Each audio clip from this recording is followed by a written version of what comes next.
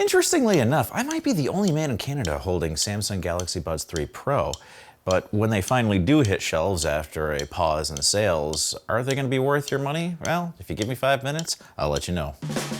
If you used the older earbuds, the Buds 2 Pro, you'll notice that the entire design is very, very different. For the lollipop stems, instead of a smooth cylinder, you get this very angular blade-looking thing that you pinch to control. They also removed the nozzle of the earbuds and replaced it with something that you completely remove off of the earbud, like that.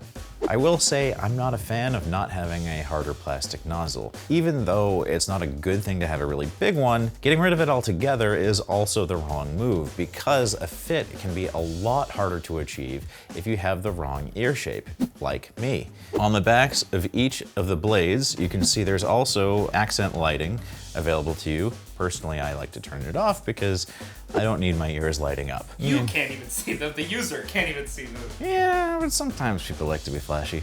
The case is completely redesigned, which also has wireless charging and the USB-C port on the bottom. In terms of actual use, these have a much better ingress protection rating than most earbuds on the market. Specifically, this is rated IP57, which means it can take a little bit of a dunk and still be okay. As far as goodies on the inside go, these use Bluetooth 5.4 using SBC, AAC, and the Samsung Seamless codec, which will enable you to listen to higher res audio. Samsung's tech is limited to Samsung's hardware, so if you don't have a Samsung phone, you don't have that codec, and these earbuds will be maxed out at SBC or AAC.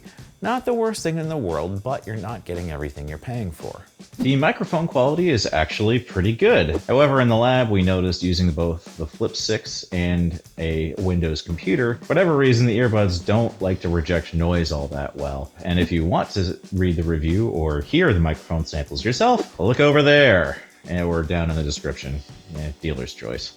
Sound quality is really, really good. The Galaxy Buds 3 Pro scored really, really well, scoring a 4.8 overall. These earbuds will satisfy most people who listen to them. They have a lot of bass, they emphasize treble a little bit, but it isn't too crazy. If you were to install the Samsung Wearable app and move to the Clear EQ preset, you'll find that you get a much better or more distortion-free sound, tones down the bass a little bit and tones down some of the highs that deviate from our preference curve pretty far, and should lead to a less fatiguing experience if you're going to be listening for hours on end.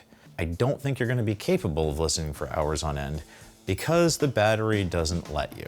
Clocking in at 4 hours and 31 minutes, you're not going to be taking these on any international flights anytime soon, and our battery test isn't exactly all that punishing.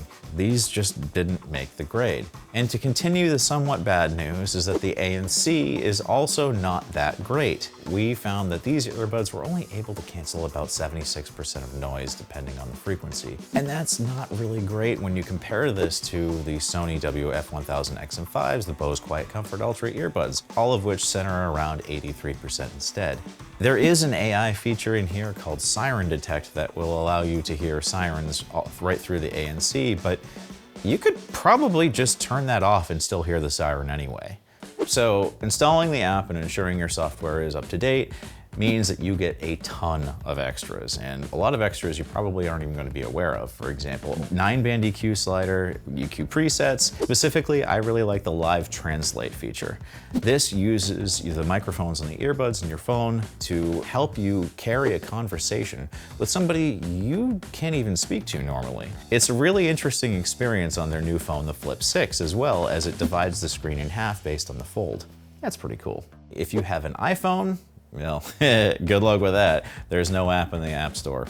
So, if you don't want to wait for another month or two, there are plenty of other options on the market right now. The Bose Quiet Comfort Ultra earbuds, similar performance and better ANC. You could also go with the Sennheiser Momentum True Wireless 4, which would be my choice, given that they also support Auracast and will be more future-proof. Or you could grab the Apple AirPods Pro 2, if you have an iPhone, which is what you probably should be doing anyway because a lot of these earbuds have hardware locked features, and the Samsung Galaxy Buds 3 Pro are no different. Should you buy the Samsung Galaxy Buds 3 Pro? Well, right now you can't. So are these worth waiting for? If you own a Samsung phone in the last year or two, yeah, maybe. But everyone else? No.